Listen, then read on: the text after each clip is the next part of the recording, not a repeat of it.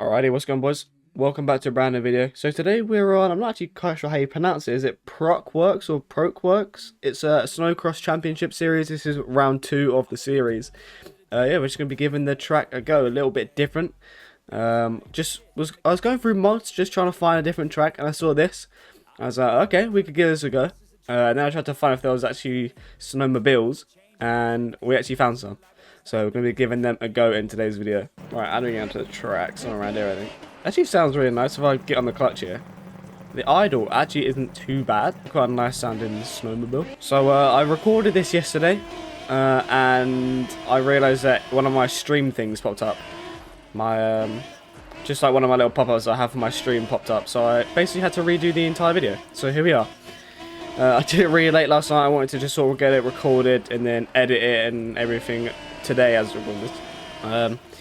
Yeah, it went all wrong. So I've got a thumbnail and everything already for it. But yeah, I've got to redo the entire recording all over again. But it is what it is. But yeah, this is actually quite enjoyable. I was riding it yesterday, like I said, and the line's actually quite good. It's actually sort of all made for it. Which, I mean, doesn't surprise me.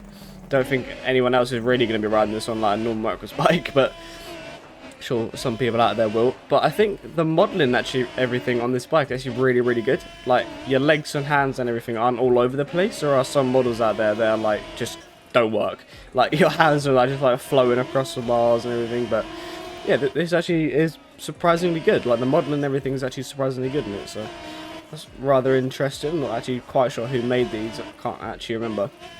But yeah, it's actually a really enjoyable track. Scaling and everything is really good. Just sort of launching everything and everything kind of works. I think the actual like bike, I think it's actual bike underneath this, and then it's just like a snowmobile model on top of it. Pretty sure that's what it is, because in the like E-Road, the lines and all that are just like a single track. So I'm pretty sure it's just like a normal bike underneath it, with just like a snowmobile kind of model on it. But yeah, actually, it just feels like a heavier bike. It doesn't actually feel like surprisingly weird. Like you can still like scrub everything. Obviously, you're not going to be scrubbing those in real life on these things, but you never know. There are actually like FXR riders that do snowmobile races. I didn't realize it was like a full-on thing. Obviously, I knew it was like a championship thing, but I didn't really think it was as popular as what it actually is. But that's quite cool. I'll try to have a look on mods as well if there was any like snow stuff. Like if there was like, I don't know, like jackets or like thick trousers or whatever, but I couldn't find anything, so we're just wearing like a body warmer kind of setup.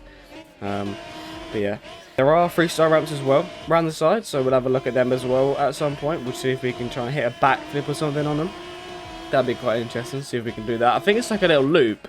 There's like a little trail going around the track, so I think it's like a little loop. You can just sort of go around the track the whole way and just keep hitting freestyle ramp after freestyle ramp, so that's quite cool. I did notice as well that there's like the big like motorhome trucks going around as well in each corner, and there's like MSB mods ones and everything, so got my own little truck, I suppose. This is kind of my aerial practice, I guess. Like, it's Thursday as we're recording this, so aerial tomorrow.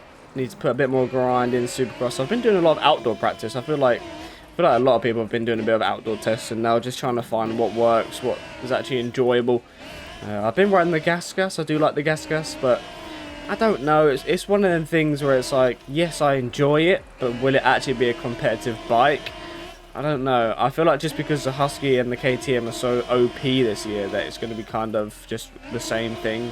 I feel like we'll see a few more Huskies than what we have done in Supercross, but other than that, for the most part, I think it's going to be the same things with mainly KTMs, a few Huskies, and a few random other bikes, but yeah, I really don't see everyone trying different bikes. I feel like in outdoors, most people will try a different bike, just because it's outdoors. You don't really need like a full-on light bike to throw around. You can sort of get away with a heavier bike in outdoors, which is why the gas is actually a decent bike. Like I rode it for about 3 days straight, and I actually was enjoying it.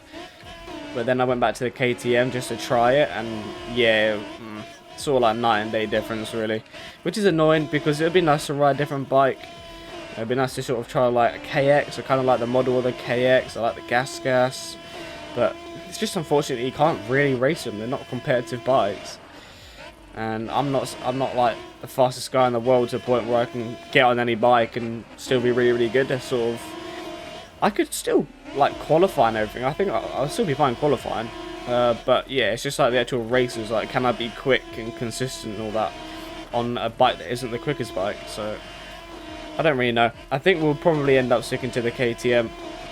But you never know, there might even be a new meta bike for outdoors. We'll see. Obviously, we won't find out until the day of, really, or a few days before, when people actually start like grinding outdoors.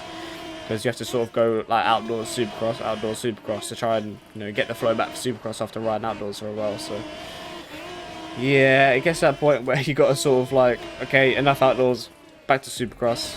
And yeah, it's basically what I've had to do. But I think once we actually finish, I'm pretty sure we just have a week because we had to redo Glendale. So I'm pretty sure it is literally supercross, a week off, and then outdoors. I think that's what it is. So yeah, it's going to take a bit of time, I think, to sort of get to the swing of doing 2 35-minute races. Definitely to practice some 35-minute races, because I get to a point where I get to about 25 or so minutes in, and then it gets, I'm just like, I don't seem to be consistent after that. I feel like I just sort of zone out and get a little bit bored or something. I always seem to get to about a 25-minute mark or so, and then I just start slowing down. I start just being really inconsistent. I'm not too sure why. Something that I need to just work on. I need to work on keeping the pace for 35 minutes. But that's what I struggle with. Seem to be good off the bat, then I start getting a little bit like comfortable, and then I start making mistakes. So we'll see. We'll see what I need to do. We'll work on it. Oh god, I've gone over the bars here. But I feel like we're not going to find out where we are in outdoors until the first race, really, because we've never done region locked outdoors before. So that's going to be completely different. So I think we're going to all have to try and figure out where we actually stand. We all sort of have an understanding now from Supercross. I feel like going to Supercross was really unknown. Like the first year of region lock, we wasn't sure who was doing what. But I feel like in outdoors we all kind of understand where we're going to be. But outdoors always comes with random people coming up absolutely nowhere and just bodying everyone. It happens every single time we do outdoors, because outdoors is obviously the main thing in the game. No like amateur player sits and grinds Supercross all day. 9 times out of 10 they'll be grinding outdoors. So sometimes you do get the odd like, well, who's this guy then? Why is he good now? Or something like that. Or you get people that aren't as good in Supercross, and then they're just really good at outdoors all of a sudden, and it's just like that sometimes outdoors. You have to sort of figure it out, see who's where. But yeah, I'm looking forward to outdoors. I feel like you do months and months of the same thing. You want to get a change in. Probably the same thing where we get about 3 rounds into outdoors and we all want Supercross back again. But it's the same thing with Supercross. We get in Supercross, we want outdoors. We get in outdoors, we want Supercross. It happens. But yeah, it's just long 35-minute races that I think gets to everyone. I much prefer not having heats. I hate heat races, even though 9 times out of 10 I'm absolutely fine in them. I don't like them. I don't like the, like, you know, thinking of if I don't get top 9 in this, then I've got to go to an LCQ, and if you get a bad start in the LCQ, you're kind of screwed. So yeah, it's a little bit, you know, I'm not the biggest fan of it. I much prefer just qualifying and then main event. So that's what I like about outdoors. I like that it's kind of based off qualifying. I'm not a qualifying guy, like, at all. Like, I will probably be like top 10 to 15 in outdoors qualifying, but it's just more of, you know, there's nothing like that. Once you qualified, you're in. You're in the race, is guaranteed. So it's sort of like, it's a love-hate relationship outdoors. It's like, there's no heat races, but then you've got to do 2 35-minute races, and I do kind of like a 20-minute Supercross race, because then you're done for the night after that. But yeah, let's go try the freestyle ramp. So we're going to just pull off the side of the track here, over by my MXB Mods truck. Right, coming in. Where are the freestyle jumps? Pretty sure you just follow the trail. There's a little trail going around the track, so let's go up here. We're up. Look over at the fans, and you can actually throw whips on. Okay, as I was saying that, you can actually whip this thing really nice. It just feels like a normal heavier bike, so it doesn't actually feel too bad to like hit jumps and everything with. Obviously, you don't actually know where your front wheel is. That's like the only issue. You can't actually see your front wheel because it's a snowmobile, so you don't actually see where your front wheel is, which is kind of awkward for like tight corners, because sometimes you don't see where your front end is. But other than that, everything on it works really, really well. Just feels like a heavy bike. It's actually the only thing. Right, should we see if we can try and hit a naughty backflip or something? Oh god. Oh no. See if we can get a backflip, shall we? Oh god, we will spin it. Nope. This is going to be quite hard to try and get a backflip, I think. Got to sort of lean forwards on the clutch. Wow, we nearly did it. See if we can try again.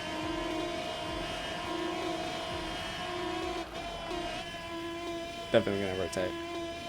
Oh, we did. We launched it. Naughty. Let's have a little look in replay mode, shall we? Right, here we go then. Up the ramp.